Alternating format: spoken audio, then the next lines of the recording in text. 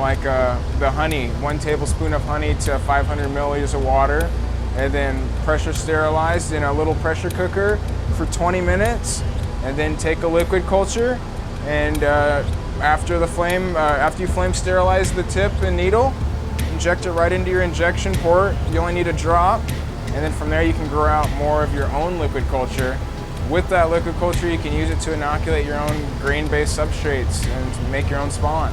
So that's what I'd recommend for a home cultivator. You can also buy pre-poured petri dishes from other people or other growers and just do the transfers yourself.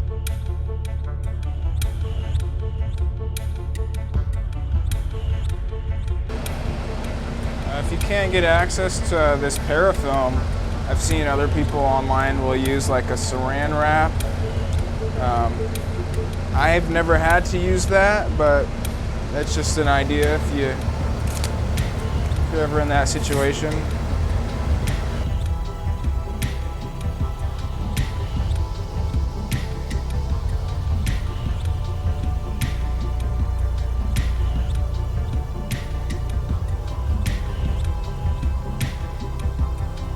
Everybody loves shiitake mushrooms. It's definitely one that everybody's familiar with, so